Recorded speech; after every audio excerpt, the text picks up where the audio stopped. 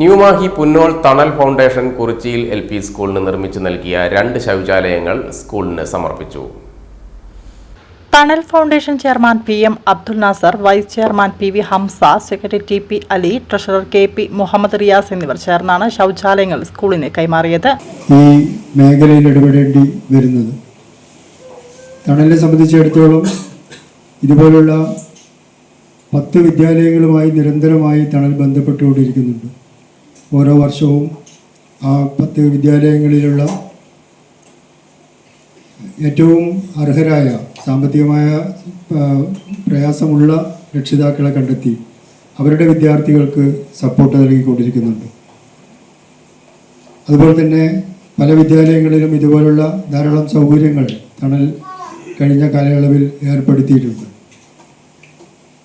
പ്രഥമാധ്യാപിക KB Greeshma Krishna താക്കോൽ ഏറ്റുവാങ്ങി. PTA president KK Nishant അധ്യക്ഷത വഹിച്ചു.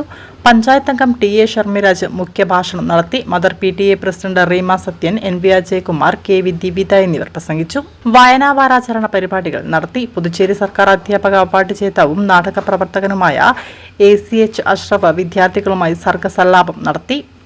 LSS നേടിയ അൻവിൻ രാജേഷ, CT നിവേദ്യ എന്നീ വിദ്യാർത്ഥികളെ പഞ്ചായത്ത് അംഗം TA ഷർമിരാജ് അനുമോദിച്ചു. പ്രഥമാധ്യാപിക ഗ്രീഷ്മ കൃഷ്ണൻ സ്വാഗതവും VP അമൽജിത്ത് നന്ദിയും പറഞ്ഞു. ഒരുപാട് കേൾക്കണം, ഒരു നല്ല ശ്രോതാവായി മാറും. ഞാൻ ഒരാൾ ഒരു പുസ്തകത്തിൽ വായിച്ചതാണ്, 100 കണക്കിന് ഗ്രന്ഥങ്ങൾ വായിക്കുന്നതിനേക്കാൾ ഭേദപ്പെട്ടതാണ് ഒരു ജീനിയസിന്റെ 1 മണിക്കൂറുള്ള പ്രഭാഷണം കേൾക്കാൻ. അല്ലേ? ഒരു ജീനിയസിന്റെ 1 മണിക്കൂർ പ്രഭാഷണം കേൾക്കുക എന്നുള്ളത് 100 കണക്കിന് ഗ്രന്ഥങ്ങൾ നമ്മൾ ഇരുന്ന് വായിക്കുന്നതിനേക്കാൾ മെച്ചപ്പെടും. അപ്പോൾ അവിടെ നമ്മളൊരു ശ്രോതാവുകയും അല്ലേ? അപ്പോൾ ഒരുപാട് കേൾക്കണം. അങ്ങനെ ചെറുപ്പത്തിൽ തന്നെ എനിക്ക് ഒരുപാട് കേൾക്കാനുള്ള ഭാഗ്യമുണ്ടായി.